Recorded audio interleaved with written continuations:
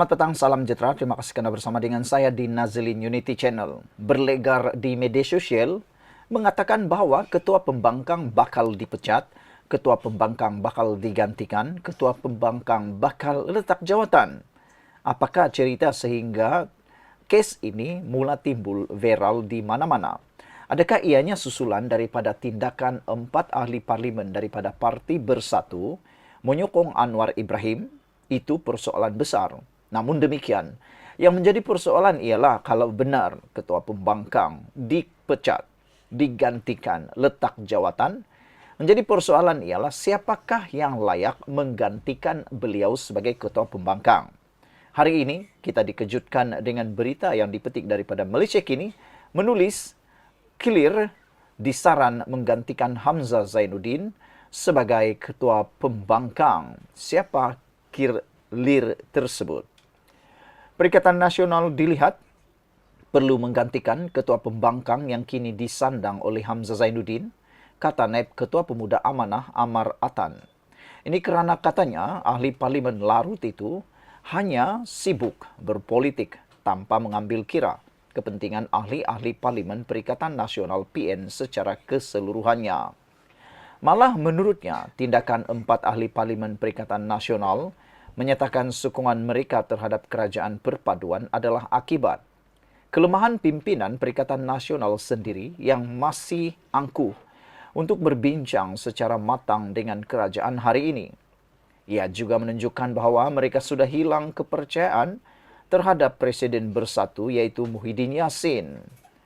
Memandangkan keempat-empat ahli parlimen tersebut iaitu Gua Musang, Jeli, Kuala Kangsar dan Labuan datang daripada Parti Bersatu iaitu Parti Muhyiddin Yassin dan juga Hamzah Zainuddin, saya tidak terkejut jika lebih ramai ahli parlimen Bersatu mula menyokong Perdana Menteri Anwar Ibrahim pada hari-hari mendatang. Kata beliau lagi, tidak perlu berlaku dalam sejarah Malaysia. Tidak pernah berlaku dalam sejarah Malaysia. Kerajaan pemerintah dengan terbuka membuka pintu kerjasama dalam hal peruntukan khas kepada ahli parlimen pembangkang. Hatta semasa Muhyiddin berkuasa dahulu, mereka langsung tidak mahu bekerja sama, katanya dalam kenyataan media hari ini. Dia berkata demikian sebagai mengulas tren peralihan sokongan ahli parlimen Perikatan Nasional terbabit kepada pentadbiran Anwar Ibrahim.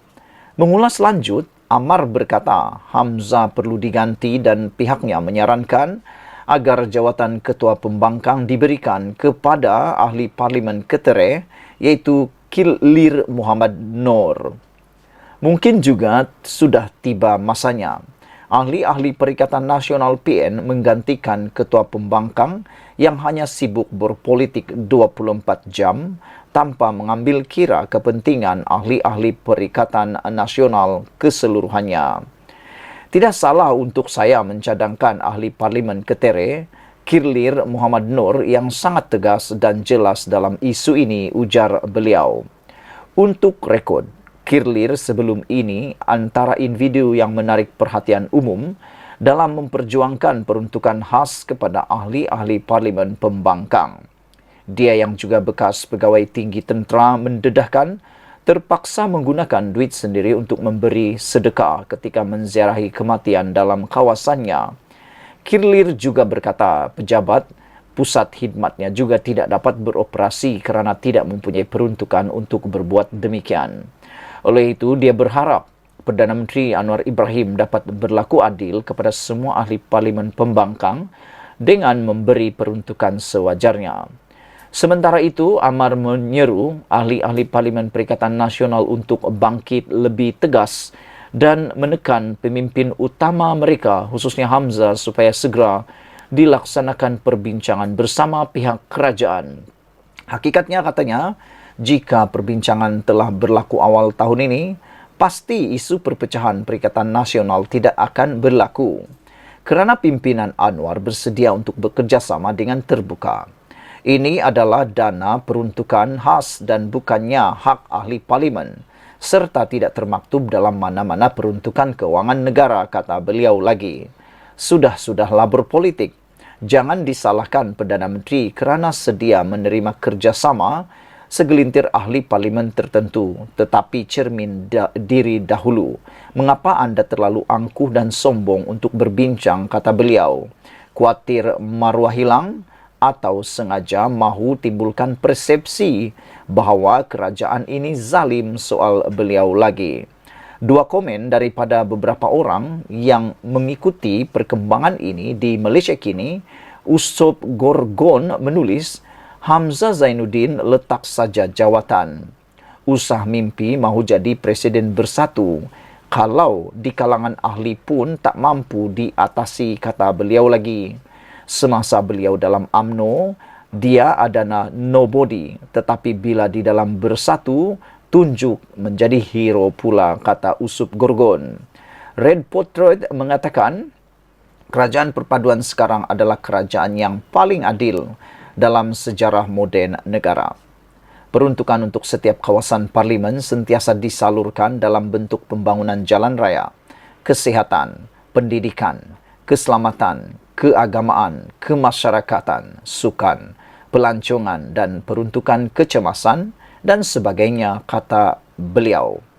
Gaji kaki tangan persekutuan yang bertugas dan memberi perkhidmatan kepada rakyat di semua negeri juga ditanggung oleh kerajaan persekutuan, tegas Red Patriot.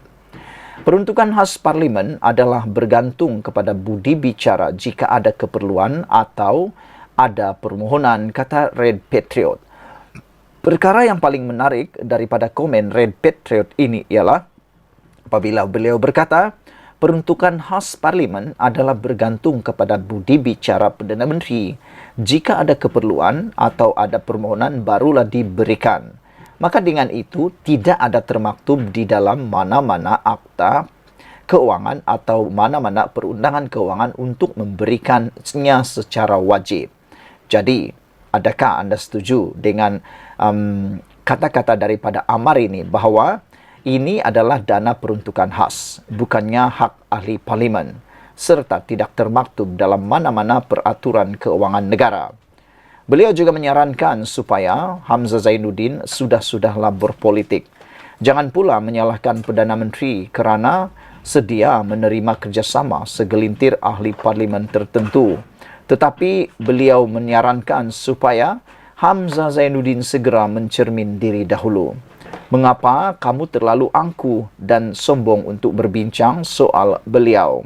Adakah kerana beliau Hamzah Zainuddin khawatir maruah beliau akan hilang kerana terpaksa memohon daripada Anwar Ibrahim, ataukah mereka sengaja tidak mahu berunding mendapatkan peruntukan tersebut kerana mahu menimbulkan persepsi bahawa kerajaan ini zalim, dan adakah mereka sudah kehilangan modal untuk cuba menjatuhkan Anwar Ibrahim?